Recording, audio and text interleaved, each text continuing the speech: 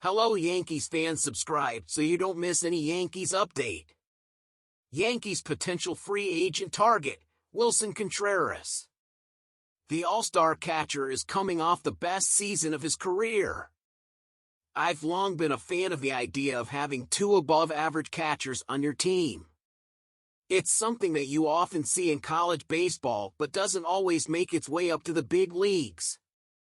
That's probably more due to the lack of good catching in baseball rather than teams not wanting to do it, but either way, the short and long-term benefits of having two good catchers has always been intriguing to me.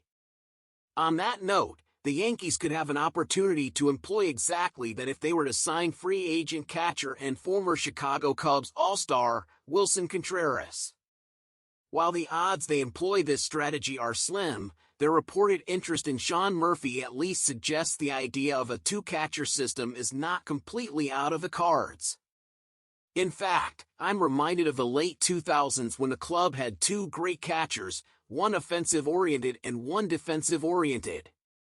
Jorge Posada was on a great stretch of hitting year in, year out for the Yankees for about a decade and worked in tandem with historically magnificent catching wizard, Jose Molina. Molina was the backup, but his defensive value made sure the team didn't skip a beat. That could be the potential role for today's starting catcher in Jose Trevino. Don't get me wrong, Trevino is more than suitable as a starter in today's league. His 3.7 F/WAR on the year is among the league's best backstops and better than Contreras' 3.3 mark. But if the Yankees are looking to upgrade the offense at the position to match the history of catchers who have been incredible hitters for the franchise, then they can push Trevino to more a 1B role alongside Willson, who gets most of his value from offense. Contreras is coming off a career-best 132 WRC plus in just under 500 plate appearances and has a career mark of 118. He did significant damage in a lineup with only a few offensive threats, and he was the focal point for pitchers when facing his team. In the Yankees lineup, he would most likely slot in the bottom third behind a combination of Giancarlo Stanton and Gleyber Torres. He would extend the lineup deeper than it was this past season and wouldn't have the pressure to catch every game, with Trevino being as reliable as he is. It's certainly a mix-up that would be surprising, but it can't be completely ruled out.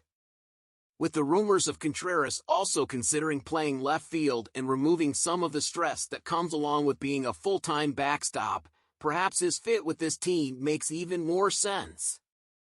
A combination of left field, catcher, and designated hitters could be great for a team that is constantly looking to give players days off.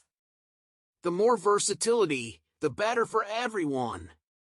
In the past, I would say the Yankees don't have the security to take on the risk of a player dabbling with another semi-new position. But with Harrison Bader's incredible range and presence in the outfield, the Yankees can afford to take on some defensive risk for offensive upside. Like I said, this is pretty unlikely to happen, but when writing these posts and considering the ways the player at hand could actually be signed by the Yankees, I like to consider the realm of events that could make the potential move possible.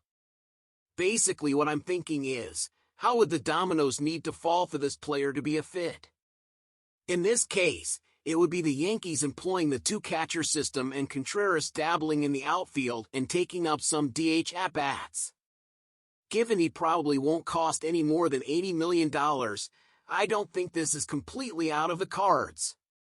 In my opinion, Contreras would be perfect, considering that he is a versatile person and also has a lot of experience. And not your opinion, Yankees fan? I leave it in the comments. And in order not to miss the daily notifications from the New York Yankees, subscribe and activate the bell and stay on top of all updates.